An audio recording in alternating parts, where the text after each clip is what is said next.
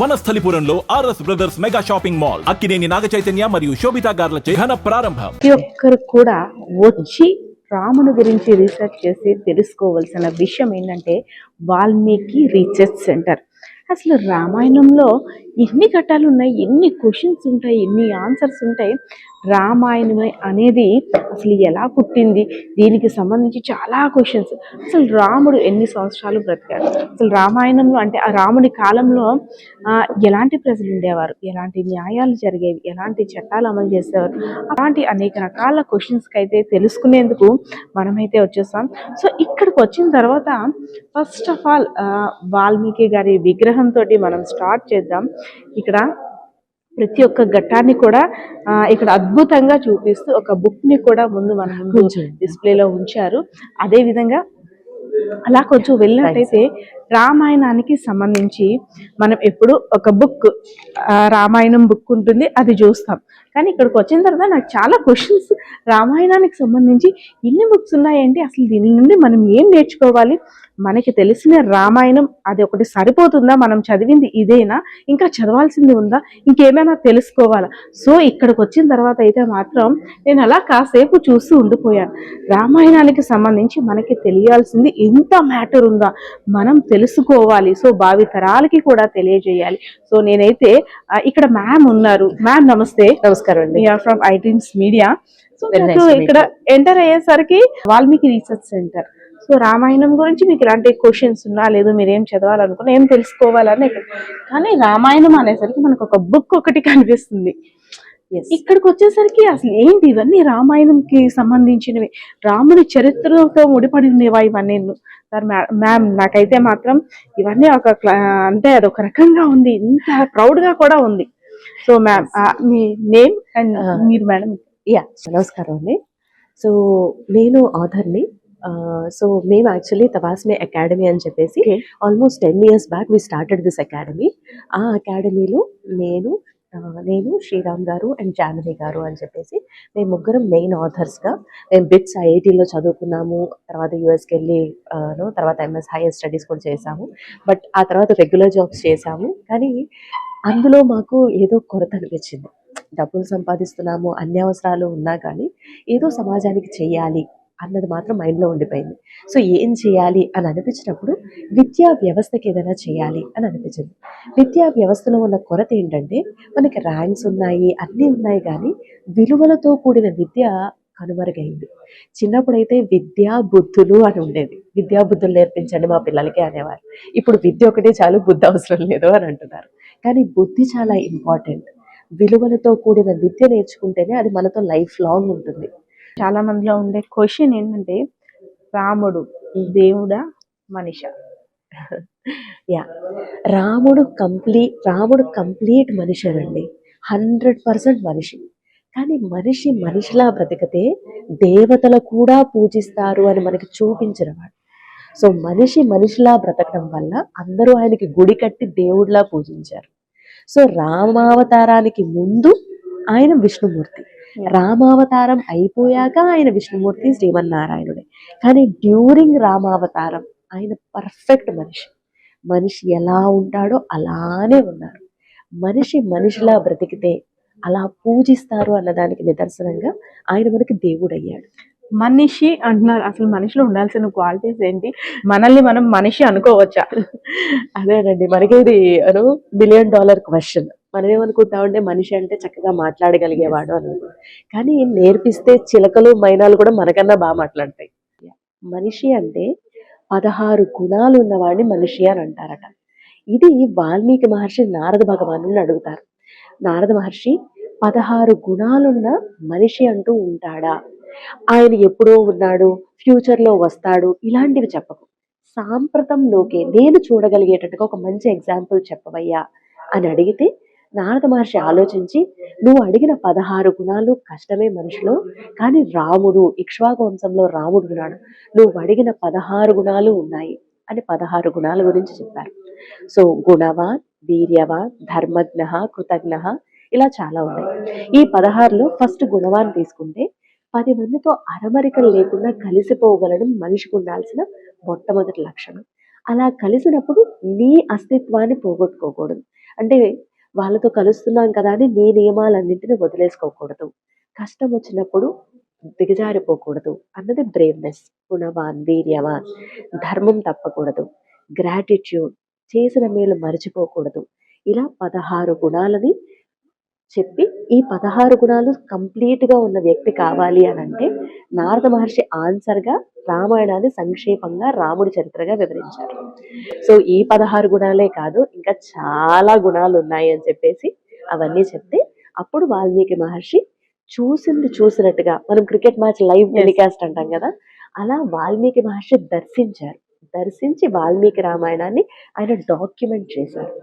So దాని మీద మేము పరిశోధన చేసి లైఫ్ స్కిల్స్ గా తీసుకున్నాం. శవాస్మి మన గతి మన గమ్యం. యా అసలు అంటే దీనికి రామాయణంకి సంబంధం ఏంటి మ్యామ్? యా మేమేమనుకున్నామంటే మా ఫోకస్ లైఫ్ స్కిల్స్ ని తీసుకురావడం. సో అందరికీ రామాయణం భక్తి పరంగా చాలా గొప్పది అని తెలుసు, కానీ రామాయణం మనిషికి ఎలా ఉపయోగపడుతుంది, మన డైలీ లైఫ్ లో ఈ స్కిల్స్ ని ఎలా ఎంబెడ్ చేసుకోవడం వల్ల మన లైఫ్ హ్యాపీగా సాగుతుంది, ఆ హ్యాపీనెస్ కోసం ఎలాంటి స్కిల్స్ నువ్వు అలవర్చుకుంటే మంచిది అన్న దాని మీద మేము ఫోకస్ చేసి తవాస్మి అని తీసుకొని వచ్చాం. సో ఇదేంటంటే 4 వాల్యూమ్స్ బుక్స్ అండి.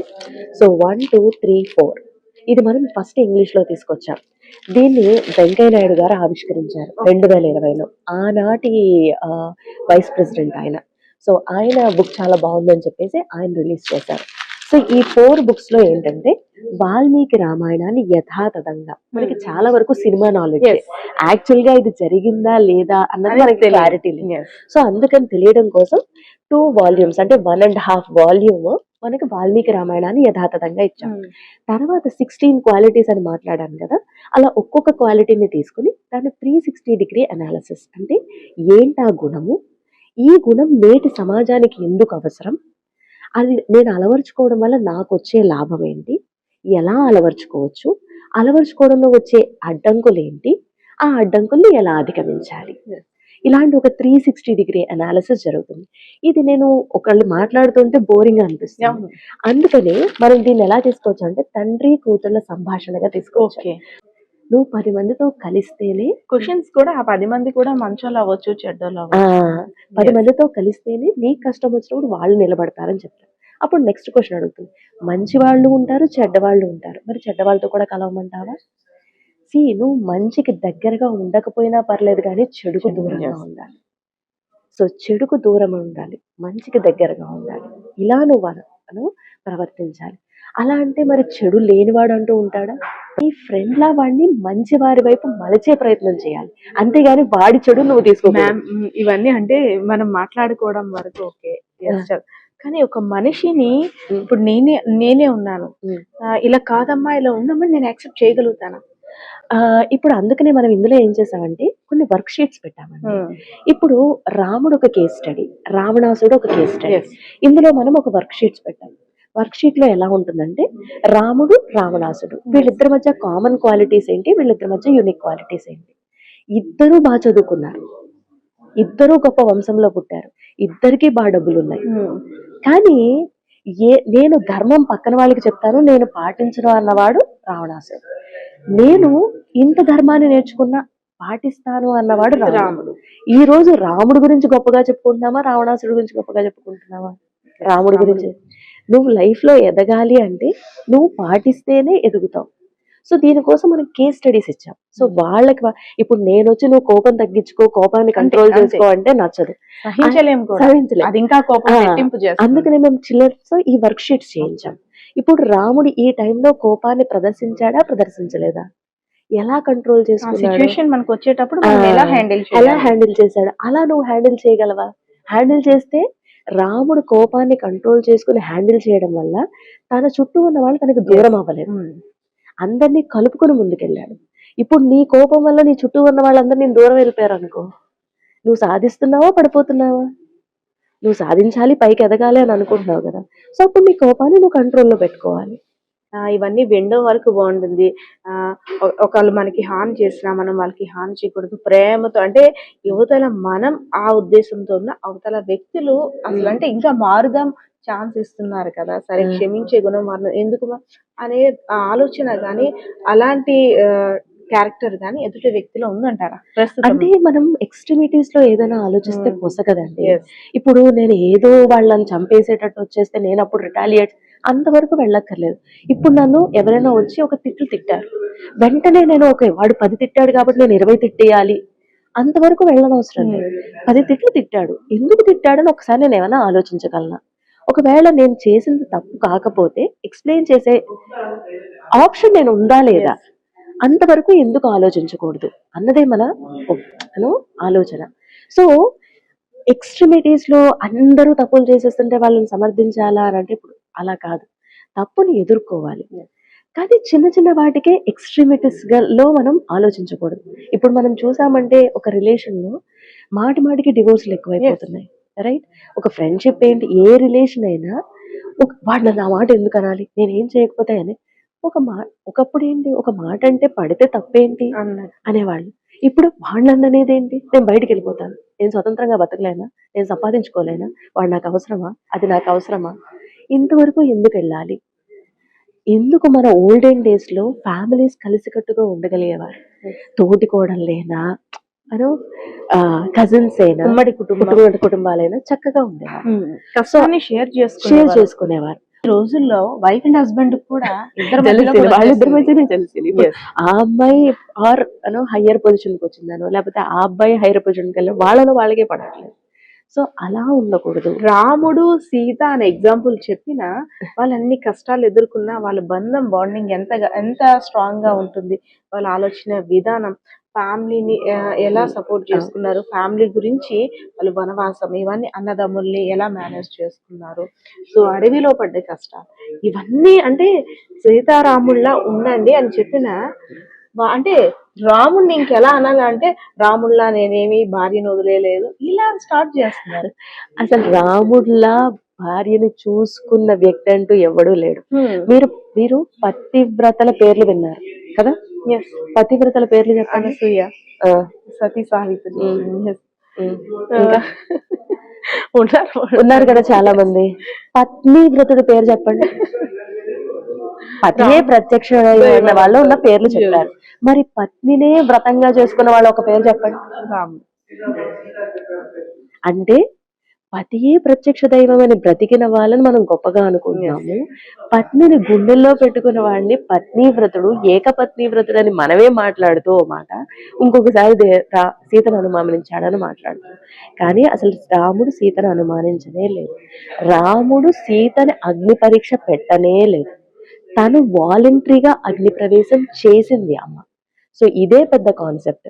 కానీ అలాగే రావణాసుడికి శాపాలు ఉన్నాయి, నలకుబేరుడితో శాపం ఉంది, బ్రహ్మగారితో శాపం ఉంది. అందుకని ఒక అమ్మాయిని తనకిష్టం లేకుండా బలాత్కరిస్తే నీ తల 1000 చెక్కలు అవుతుంది అని బ్రహ్మగారు శాపం పెట్టారు, నలకుబేరుడు శాపం పెట్టాడు. అందుకని సీతమ్మని ఏమీ చేయలేదా తప్ప సీతమ్మని ఏది చెయ్యకుండా ఉండాలి అన్న ఉద్దేశం అయితే లేదు రావణాసుడికి. ఆఖరికి మినిస్టర్స్ కూడా చెప్తారు, రావణాసుర నువ్వు just go and enjoy, will take care అని. అంటే నాకు అది తెలియదు అనుకుంటున్నావా, నా తల 1000 చెక్కలు అవుతుంది, నాకు ఎన్ని శాపాలు ఉన్నాయి, సో నేను చెయ్యలేను, సో ఏదో రకంగా నయానో భయానో ఆవిడ ఒప్పించండి అని అన్నాడు. 10 తలకాయలు ఉన్నాయా లేవు? 10 తలకాయలు ఉన్నాయి, ఉంటే మాత్రం 10 తలకాయలు ఉన్నాయా, 10 తలకాయలు ఆలోచించే అంత ఆలోచన బ్రెయిన్ పవర్ కింద ఈ క్వశ్చన్స్ అయితే ఉన్నాయి. ఎన్ని తలకాయలు ఉన్నదని ఇంపార్టెంట్ కాదండి, ఆ తలకాయలు ఎలా యూజ్ చేస్తున్నాం అన్నది ఇంపార్టెంట్. 10 తలకాయలు చెడ్డదానికే యూజ్ చేసామంటే వాటి వల్ల ఎటువంటి ప్రయోజనం లేదు. ఒక తల ఉండి మంచిగా ఆలోచిస్తే ప్రయోజనం ఉంది. అదే మనకి రాముడి నుంచి రావణాసుడి నుంచి నేర్చుకోవాల్సింది. ఎంత నేర్చుకున్నాము, ఎంత ఇంటలెక్చువల్ ఎబిలిటీ పెంచుకున్నాము అన్నది కాదు, ఆ ఇంటలెక్చువల్ ఎబిలిటీని దేనికి ఉపయోగపడుతున్నది అని ఇంపార్టెంట్. సో రావణాసుడు 10 తలల బుద్ధి పక్కన వాడిని ఎలా నాశనం చేయాలి, వాడి నుంచి ఏం లాక్కోవాలి అన్న మీద దృష్టి ఉంది. రాముడికి ఒక తలకాయ ఉన్నా తనకి ఏది ఉన్నా 10 మందితో పంచుకోవాలి అని అనుకున్నాడు. మనకి ఏది ఆదర్శం అనేది ఈ బుక్ లో A to Z అంటే ఏ అంటే ఆల్ఫాబెటికల్ గా A for apple, B for అంటే దాన్ని ఒక ఆస్ట్రాలజీగా ఏ అక్షరం తోటి ఏంటి, బి అక్షరం తోటి, కానీ ఇక్కడ మీరు చెప్పిన దాన్ని A to Z కి సంబంధించి అసలు మీరు ఆలోచించింది ఇది కాదు అని మాకు చెప్తున్నారు. ఏంటి ఆ సీక్రెట్ ఏంటి? జనరల్ గా A for apple, B for bat అని అందరూ చెప్తూ ఉంటారు, కానీ నేర్చుకోవాల్సింది ఏ ఫర్ యాపిల్ అని కాదు, ఏ ఫర్ అఫబిలిటీ. 10 మందితో కలవడం నేర్చుకో, నీ ఇంట్లో వాచ్మెన్ని గౌరవించడం నేర్చుకో, మీ ఇంటికి వచ్చే పని మనిషిని గౌరవించడం నేర్చుకో. ఇది అఫబిలిటీ. Next B Brave. కష్టం నష్టం అనేది లైఫ్లో వస్తూ పోతూ ఉంటాయి, దాని నుంచి నిలదొక్కుకోవాలి అని B brave. C communication skills. మాట మంచిదైతే ఊరు మంచిదవుతుంది అంటారు. మనం మాట్లాడే మాట తీరు మంచిగా ఉంటే కత్తెత్తిన శత్రువుడు కూడా ఆగిపోతాడంట. అలాంటి కమ్యూనికేషన్ స్కిల్స్ ఎలా నేర్చుకోవాలి. D decision making. పొద్దున్న లేస్తే లైఫ్లో ఏ కెరియర్ తీసుకోవాలి, ఎవరిని పెళ్లి చేసుకోవాలి, వీడితో ఫ్రెండ్షిప్ చేయాలా వద్దా అని ప్రతిదీ డెసిషన్. అలాంటి డెసిషన్ మేకింగ్ స్కిల్స్ ఎలాగా. డి ఈ ఎమోషనల్ ఇంటెలిజెన్స్.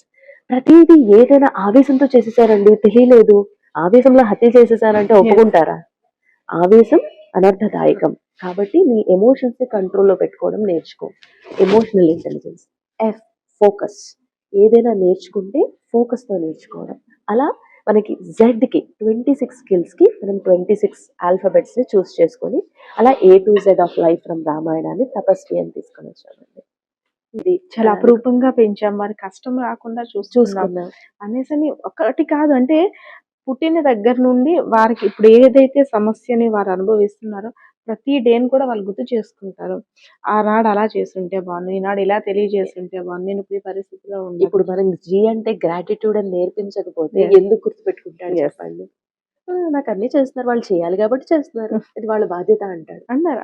అలా అంటారు. ఇప్పుడు క్వశ్చన్స్ కూడా అలాంటప్పుడు ఎందుకు కన్నాం, నిన్ను కనమని అడిగామా అని కూడా క్వశ్చన్స్ వస్తున్నాయి. Questions వస్తున్నాయి. నిన్నేమైనా మమ్మల్ని కనమని అడిగామా? Yeah yes. సో మనకి రామాయణంలోనే వీటన్నింటికి సమాధానాలు ఉన్నాయండి. సో మా రీసెర్చ్ 12 years నుంచి బ్యాక్ స్టార్ట్ అయింది. సో రామాయణం మీద అన్ని యాంగిల్స్ తీసుకురావాలి, మినిమం 18 books రాయాలి మేము వెళ్ళిపోయే లోపల అన్నది మా కోరిక. సో ఫస్ట్ తవాస్ని ఇంగ్లీష్లో తీసుకొచ్చాం, తర్వాత దాన్ని తెలుగులోకి తీసుకొచ్చాం, తర్వాత మనస్వి సుందరకాండ మీద బేస్ అయ్యి లీడర్షిప్ లెసన్స్. హనుమంతుల వారు జర్నీ స్టార్ట్ చేసి లంకకెళ్ళి లంక సెర్చ్ అయిపోయి తిరిగి వచ్చేంత వరకు ఒక లీడర్ గా ఆయన ఫేస్ చేసిన ఛాలెంజెస్ ఏంటి, అవి మన లైఫ్ లో ఎదురైతే మనం ఎలా ఫేస్ చేయాలి అని ఒక గోల్ ఓరియంటెడ్ అప్రోచ్ లో Sundarakanda art of mind management అని తీసుకొని వచ్చాం. తర్వాత తపస్వి అని చెప్పేసి A to Z of life from skills from Ramayana. దీని తర్వాత వైదేహి అని కూడా తవాస్మి తపస్వి. Yes. తవాస్మి మనస్వి తపస్వి. దీని తర్వాత వైదేహి అని కూడా తీసుకుని వచ్చాం. Vaidehi focusing on women characters. మీరు ఇందాక అన్నారు కదా రాముడు సీతను అనుమానించాడా అని, దానికి క్లియర్ గా మనం ఆన్సర్ ఇచ్చాం. రాముడు సీతమ్మని ఎంతలా ప్రేమించాడు. ఓకే, అది అగ్ని పరీక్ష కాదు, అగ్ని ప్రవేశము అని. అండ్ రామాయణంలో కనిపించే ప్రతి క్యారెక్టర్, అహల్య గురించి, సుమిత్ర, తార, త్రిజట, చిన్న క్యారెక్టర్స్ నుంచి పెద్ద క్యారెక్టర్ వరకు అందరి గురించి చాలా డీటెయిల్డ్ గా మనం వైదేహికి ఇచ్చాం. ఫెమినిజం అని అంటూ మాట్లాడతాం, but what is true feminism అన్నది మనం ఆ బుక్ లో ఇవ్వడం జరిగింది. సో వైదేహి. ఆ తర్వాత మనం ఫ్యూచర్ లో రామరాజ్య ఇంకా రిలీజ్ కాబోతోంది అడ్మినిస్ట్రేషన్ పర్స్పెక్టివ్ లో. ఇంకా అలా చాలా బుక్స్ ప్లాన్ చేస్తున్నాం. అంటే ఒక 4 రోజులు 5 రోజులు చదివేసి వదిలేసేది కాదు రామాయణం. చిన్న పిల్లలైనా కూడా వాళ్ళకి ఇంట్రెస్ట్ ఉంటే దాని మీద పరిశోధన చేయాలి, దాని గురించి ఏదైనా తెలుసుకోవాలి అన్న ఉత్సుకతను పెంపొందించాలి. అందుకే మన బుక్స్ ఇక్కడ అన్నీ కూడా స్కూల్స్, కాలేజెస్ వీళ్ళని మనం ఫోకస్ చేస్తున్నాం. సో మన వారధి ప్రోగ్రామ్ ఏంటి, అంతకుముందు శంఖారావంలో కానీ ఇప్పుడు శంఖారావం తర్వాత వారధి. Students is our focus. So స్టూడెంట్స్లో ఈ విలువలను తీసుకురావాలి అండ్ వీళ్ళకి రామాయణంలోని వివిధ కోణాలను పరిచయం చేయాలి అన్నది మన ఐడియా. ఎస్ మ్యామ్, నిజంగా మంచి ఆలోచన. అంటే రామాయణం అనేసరికి మీరు అనేటట్టు మూవీలో చూసాం, స్టోరీస్ విన్నాం. రాముడు వేటకి వెళ్ళారు, అడవికి వెళ్ళారు, అక్కడ వనవాసం, తర్వాత ఆంజనేయ స్వామి, ఈ తర్వాత రాముడు సీత కలిసిపోయారు, లవకుశలు. కానీ ఇక్కడికి వచ్చి అంటే వాల్మీకి రీసెర్చ్ సెంటర్కి వచ్చిన తర్వాత అసలు అంటే మనకి తెలియాల్సింది సముద్రం అంతా తెలిసింది, నీటి బొట్టు కూడా కాదు అసలు లేదనమాట. ఇసుక రేణువులో ఇంకా లోపల ఇంకా తక్కువ అనమాట. సో నాకైతే అంటే ఇంకా తెలుసుకోవాలి, ఎందుకంటే మన జీవన విధానం అంతా కూడా మొత్తం మారిపోయింది, పొల్యూట్ అయిపోయింది. సో రాముడి కష్టాలు, ఆయన ఎదుర్కొన్న సమస్యలు, దానికి ఆయన సొల్యూషన్ ఏ విధంగా చూసేవారు, సో అతనితో పాటు ఉన్న ప్రజల్ని ఎలా సంరక్షించుకునేవాడు. సో ఇక్కడైతే ఒక మంచి సొల్యూషన్ దొరికింది అనిపిస్తుంది. నమస్తే. థ్యాంక్ యూ అండి, థ్యాంక్ యూ సో మచ్.